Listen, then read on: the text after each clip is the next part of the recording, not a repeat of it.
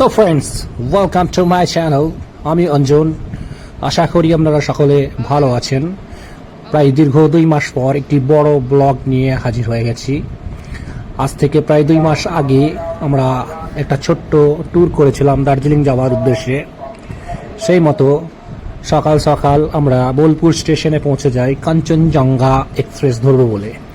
প্রায় 9:45 নাগাদ এই ট্রেনটি ছিল, যে ট্রেনটি ধরার উদ্দেশ্যে আমরা সকাল সকাল রওনা হয়ে গেছিলাম এবং যথাসময়ে আমরা বোলপুর স্টেশনে পৌঁছে গেছিলাম। ট্রেন যথাসময়ে স্টেশনে পৌঁছে যায় এবং আমরা যথাযোগ্য যে সমস্ত সিটগুলো আমাদের জন্য বুকিং ছিল সেই স্থানে আমরা অংশগ্রহণ করি। কিছুক্ষণ যাওয়ার পর আমরা এখানে খাবারের অর্ডার দিয়েছিলাম। তো ট্রেনের খাবার নিয়ে কিছু বলার নেই, যেরকম আশা করব ঠিক তার উল্টোটাই হয়, সেটা আপনাদের কনভারসেশনেই বুঝতে পারবেন। আমার মিসেস এই প্যাকেজটা খোলার পর লক্ষ্য করলো যে চালটা সেদ্ধ হতে অনেকটাই বাকি ছিল। সেই শুকনো শুকনো এবং আধ সেদ্ধ ভাত আমরা টেস্ট করলাম। আমাদের এক্সপ্রেশনেই তা প্রকাশ পাচ্ছে। এই প্লেটটায় চিকেন ছিল এবং আমার মেয়ে একটু একটু করে টেস্ট করছিল। আমার মিসেসও বেশ আনন্দ সহকারে এটা উপভোগ করছে। বাবু, ভাত সিদ্ধ হয়েছে? সিদ্ধ হয়েছে? সিদ্ধ হয়নি? চালই হয়েছে, আর একটু সেদ্ধ হতে হতো নাকি? সকলের উদ্দেশ্যে বলি, ট্রেনে যদি খাবার আপনারা বাড়ি থেকে নিয়ে যেতে পারেন তো আশা করি ভালো হয়। তাছাড়া যে কোনো ট্রেনেই খাবারের পরিমাণ এবং খাবারের কোয়ালিটি নগণ্য পরিমাণে দেওয়া হয়। এটা বলতে দ্বিধাবোধ আমার হচ্ছে না। আমাদের প্রায় 8 ঘন্টার সাফারে খুব সুন্দর বেডশিট দেওয়া হয়েছিল এবং আমরা বিকেল সন্ধে 6:30 নাগাদ নিউ জলপাইগুড়ি স্টেশন অ্যারাইভ করি এবং সেখানে গিয়ে মোমো এবং সামান্য পরিমাণ খাবার আমরা টেস্ট করে নিই এবং সেই রাতটা নিউ জলপাইগুড়ি স্টেশনের উপরে আমরা কাটাই। সেই রাতটা ওখানে রেলেরই কামরা ছিল, রেলেরই বুকিং করে নিয়েছিলাম রেলেরই। তারপরের দিন সকাল সকাল আমরা নিউ জলপাইগুড়ি টু দার্জিলিংয়ের উদ্দেশ্যে রওনা দিই। আমাদের দার্জিলিংয়ে যে হোটেলটি বুকিং করেছিলাম সেটি সেন্ট পল স্কুলের কাছাকাছি। সেন্ট পল স্কুলের কাছাকাছি এই হোটেলটা আমাদের ছিল। Lalkuthi AJC Bose road. এর মোবাইল নাম্বারটা আমি আপনাদেরকে এই ব্লগিংয়েই বলে দিচ্ছি, 8967133006।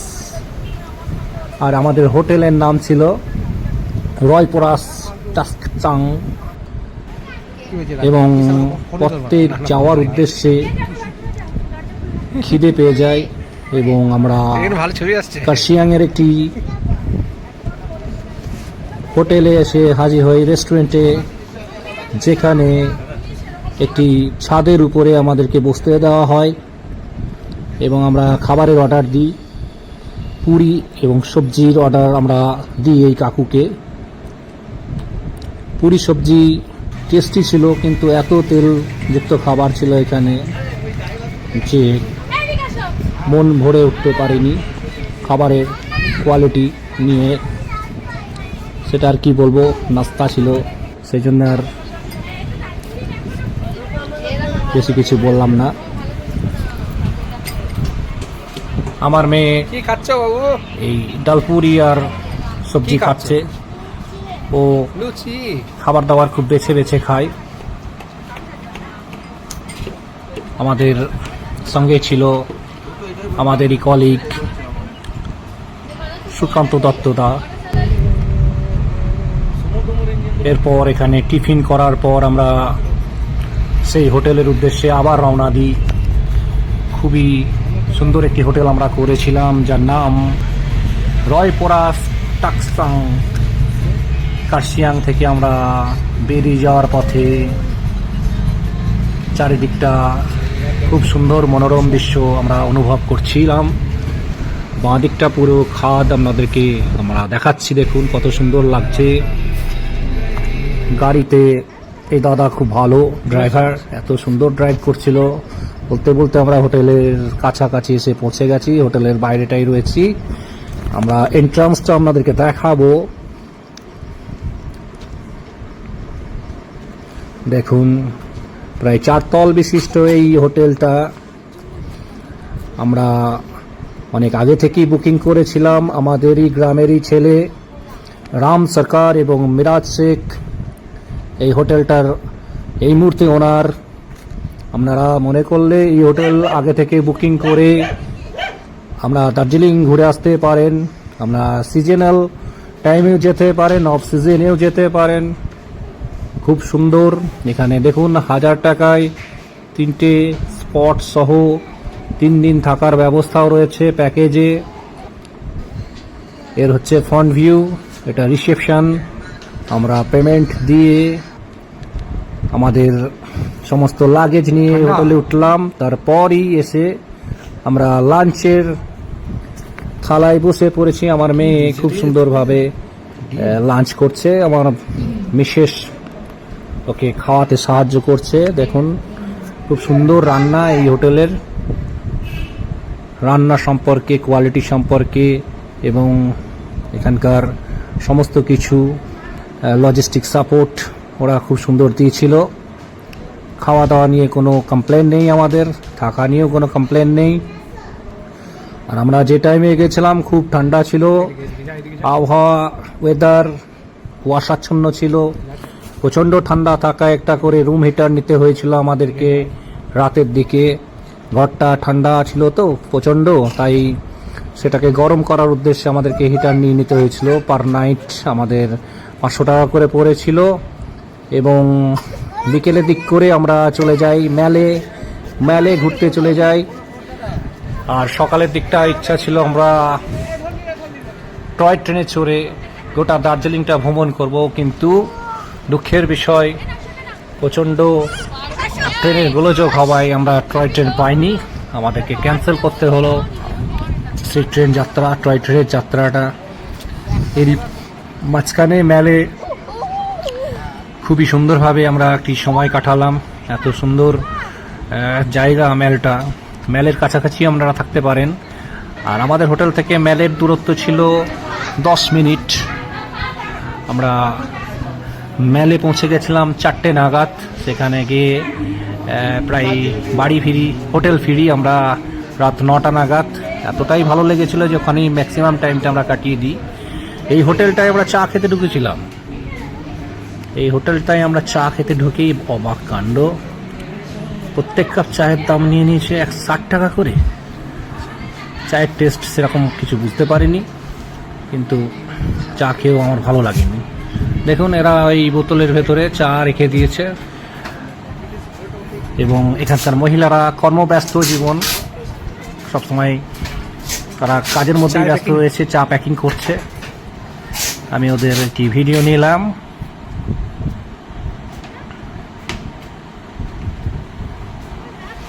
দেখুন পরের দিন আমরা হোটেল থেকে বেরিয়ে যাচ্ছি ব্রেকফাস্ট করে। আমরা যাচ্ছি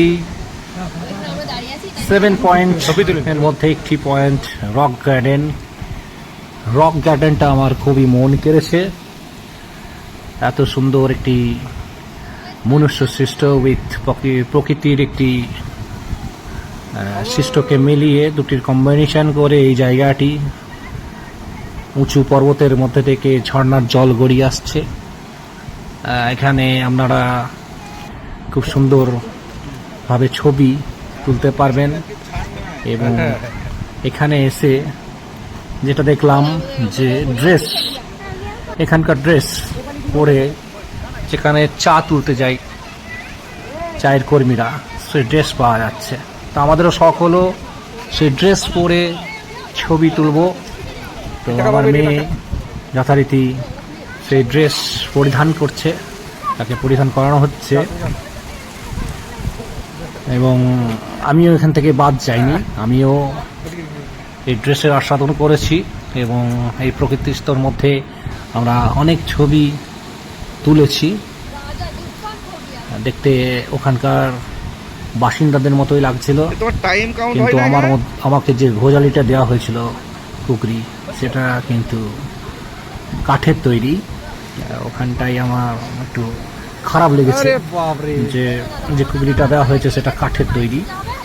যাই হোক, অবশেষে আমরা রক গার্ডেনটা সত্যি খুব ভালো অনুভব করেছি। এখানটা সত্যি দর্শনীয় স্থান।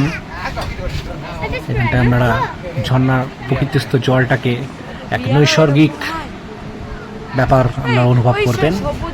সাইডেই এই দুই মহিলা মোমো তৈরি করছিল। এখানকার প্রায় প্রধান খাদ্য হয়ে উঠেছে মোমো। আমরা একটু চা এই দোকান থেকে টেস্ট করলাম, লিকার চা। দার্জিলিংয়ে চা বিখ্যাত, সেই লিকার চা আমরা টেস্ট করলাম। এখানকার কুকুরগুলোকে দেখুন, সব স্পেনিয়াল জাতীয় কুকুর। শীত প্রধান এলাকায় সমস্ত কুকুরদেরই লোম বড় হয়। এরপর রক গার্ডেন ছেড়ে আমরা গাড়ি নিয়ে বেরিয়ে গেলাম চায়ের বাগানে, টি গার্ডেন। দেখুন কত সুন্দর লাগছে, আঁকা বাঁকা রাস্তায় এই চা, ইংরেজ সৃষ্ট। বলতে বলতেই দেখুন টয় ট্রেন, যেটা স্টিম ইঞ্জিন বলা হয়, কয়লা দিয়ে জলকে বাষ্পীভূত করে যে ট্রেন চালানো যায়, সেই ট্রেন ইংরেজরা এখানে প্রথম স্থাপন করেছিল। সবথেকে বড় উঁচু স্থান সমুদ্রপৃষ্ঠ থেকে প্রায় 2000-এর বেশি উঁচু স্থানে রয়েছে এই রেল স্টেশন, ঘুম রেল স্টেশন। এবং এর পাশে আমরা গেছিলাম বৌদ্ধ মন্দিরে। সেখানে গিয়ে বৌদ্ধিস্টদের একটি স্থাপত্য ভাস্কর্য দেখে এলাম। তো এখানে খুবই ঠান্ডা, যে সমস্ত জায়গাগুলো ঘুরছিলাম দার্জিলিংয়ে তার মধ্যে এখানে বেশ ঠান্ডা দিচ্ছিল, আবহাওয়া খুব শীতলতম। এখানকার বৌদ্ধিস্ট বাচ্চারা ফুটবল নিয়ে খেলা করছে। এই বৌদ্ধিস্ট দাদা কিছু শীতের সরঞ্জাম নিয়েও এখানে বিক্রি করছে। আমরা সেখান থেকে কিছু কেনাকাটি করার চেষ্টা করলাম। এবার এখানকার নেপালের কিছু পয়সা আমরা এখান থেকে সংগ্রহ করেছিলাম এই দাদার কাছ থেকে। ভালোই লাগছিল। দাদা আমাদের সঙ্গে বলল যে ছবি তুলবো, বৌদ্ধ দাদা। আমরা তার সঙ্গে একটা ফ্যামিলি ফটো নিলাম এবং বেরিয়ে গিয়ে দেখছি এই দিদি সোয়েটার জাতীয় ছোট ছোট বাচ্চাদের জুতো, হাত মোজা এইসব বুনছে। এবং পাশে খুব সহজলভ্য শীতের পোশাক বিক্রি হচ্ছে। এবং তারপরে এই টি গার্ডেন থেকে বেরিয়ে আমরা চলে গেছিলাম বাতাসিয়া লুপ, যেখানে আপনারা টয় ট্রেন করলে এই টয় ট্রেনটা এই বাতাসিয়া লুপ হয়ে কিন্তু আপনাকে পুরো এই বাতাসিয়া লুপের ভেতরে যে মার্কেটটি রয়েছে এটা কভার করে আপনাদেরকে আবার ফিরিয়ে নিয়ে যাবে। কিন্তু আমাদের ভাগ্যে টয় ট্রেন জোটেনি, তাই আমরা বাই কার এই বাতাসিয়া লুপটি ভিজিট করি। খুবই ভালো লাগে, খুব ভালো লেগেছে। দেন আমরা চলে গেছিলাম তারপরেই এখানকার যে দার্জিলিংয়ের চিড়িয়াখানা রয়েছে, সে চিড়িয়াখানাটাই বাচ্চাদের উপভোগ্য। বেশ খুব সুন্দর কিছু ভাল্লুক রয়েছে যারা একটু অলস প্রকৃতির, সবসময় শুয়ে আছে। এটি দেখার পর আমরা আশেপাশে বেশ খুব সুন্দর করে বিভিন্ন হরিণ প্রজাতির কিছু এদিক থেকে প্রাণী আমরা দেখলাম। আমরা এখানে ভালুকদেরকে দেখে খুব আপ্লুত হয়েছি।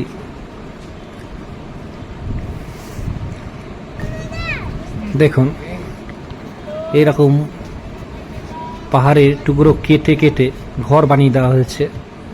এর পাশেই রয়েছে রয়্যাল বেঙ্গল টাইগার।